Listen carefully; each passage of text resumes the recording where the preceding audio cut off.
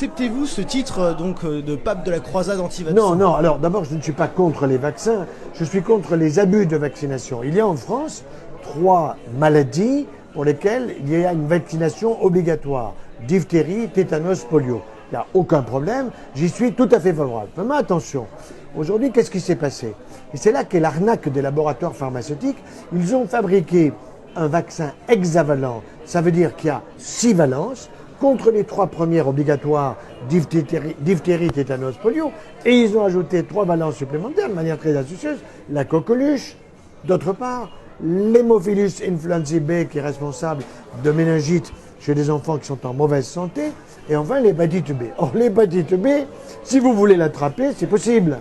Eh bien, il faut que vous soyez chirurgien, infirmier, non vacciné, infirmière, ou bien que vous vous droguez en vous piquant, ou bien que vous multipliez des partenaires intimes. Je pense qu'à 2 mois, c'est un peu tôt. D'autant que, et ça c'est très important que les auditeurs le retiennent, pour qu'un système immunitaire soit totalement construit chez un enfant qui vient de naître, il faut 2 années. Car le système immunitaire se construit pendant la vie intra-utérine, sur les 270 jours de la grossesse, plus les 2 années. Si vous faites l'addition de ces 270 jours et de ces 2 fois 365 jours, vous arrivez à 1000 jours. Donc le système immunitaire de l'enfant, eh bien, il est fait à 1000 jours. Mais pour qu'il soit fait correctement, il faut une bonne grossesse, il faut un accouchement par voie naturelle et il faut l'allaiter. Seulement ça, évidemment, ceux qui fabriquent les laits infantiles ne sont pas d'accord. Ils vont vous dire que le lait de maman, il est pollué par la pollution et qu'il vaut mieux prendre le lait de la pharmacie. Je ne suis pas d'accord. C'est un mensonge authentique des laboratoires qui est absolument intolérable. Le professeur Evin, qui a été interdit d'exercer la médecine pendant 1 an avec le député Bernard Debré, suite à la publication de son guide des 4000 médicaments utiles, inutiles ou dangereux, où il déclare à propos de l'industrie pharmaceutique, je cite, qu'elle est la plus lucrative, la plus cynique, la moins éthique de toutes les industries, de tous les domaines réunis. Est-ce que vous partagez son point de vue ? Je partage 100% cet avis, qui est un avis juste, qui est exprimé d'une manière rigoureuse. Et il est vrai qu'il y a eu des études qui ont démontré que la publicité, elle est évidemment destinée à ce qu'il y ait une efficacité, c'est-à-dire à vendre. Si vous faites une publicité de voiture, de lunettes ou de soutien-gorge, c'est pour que ça soit acheté. Eh bien, les meilleurs publicitaires au monde, ça c'est démontré, ce sont les gens de l'industrie pharmaceutique.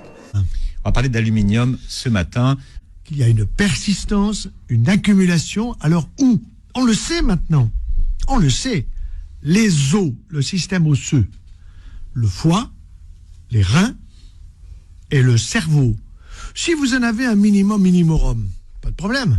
Mais si malheureusement vous accumulez, il arrivera un moment où quand vous aurez mon âge, vous risquez de perdre la mémoire.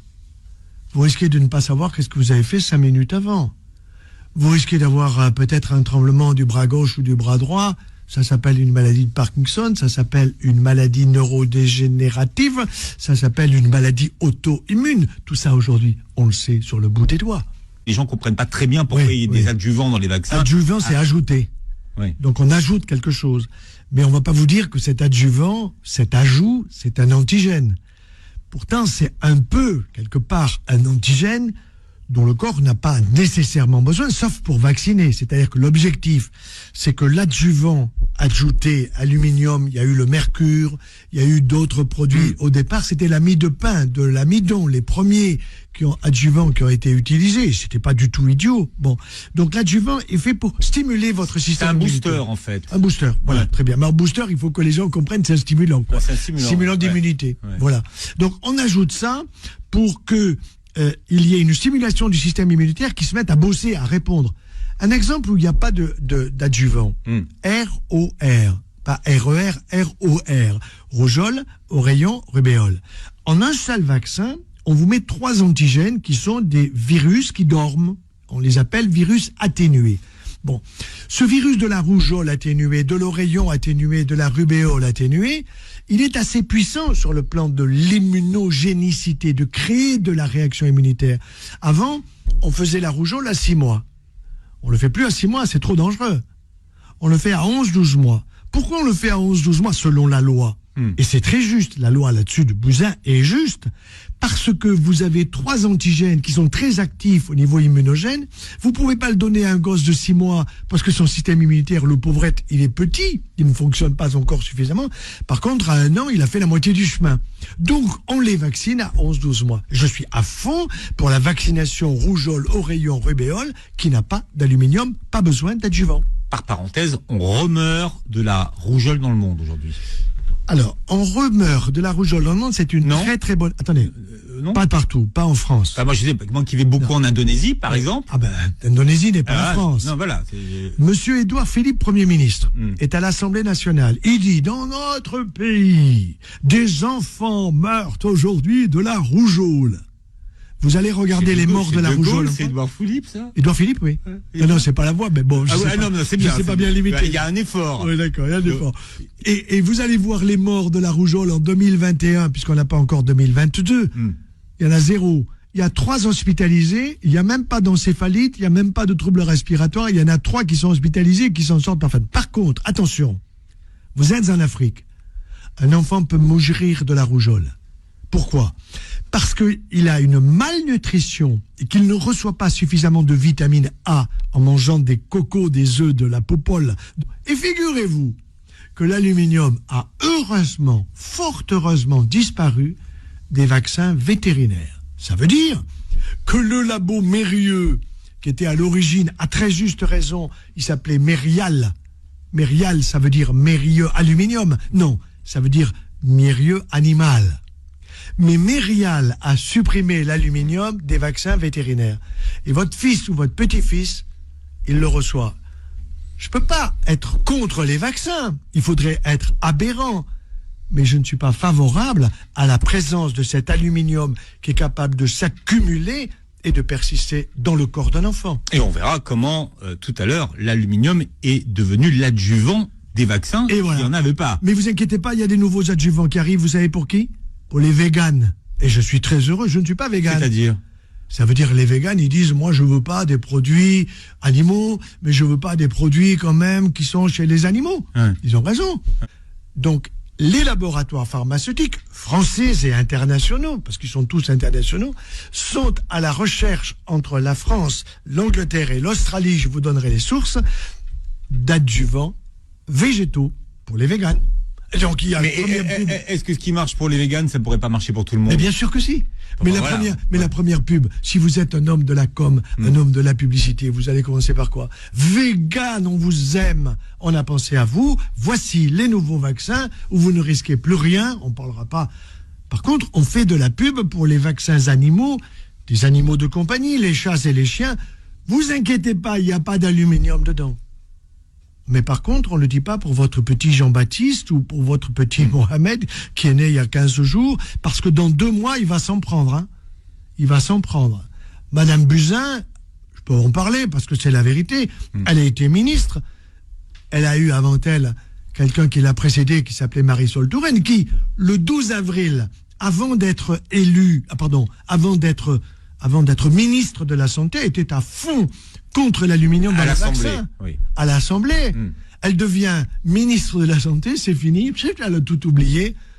Et elle sort cette phrase extraordinaire, la vaccination ne se discute pas. Nous sommes en 2023. Est-ce que la vaccination ne se discute pas aujourd'hui après ce qui s'est passé avec les vaccins ARN messagers ?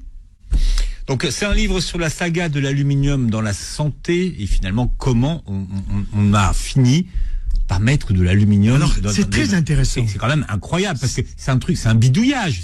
Alors c'est la super question. C'est presque un accident. Écoutez, savez-vous, et vous pouvez tout trouver sur le net, que en France, on vaccinait les gens quand il fallait avoir un adjuvant.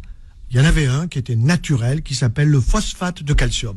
Dans votre corps, vous avez du phosphore, du phosphate, vous avez du calcium.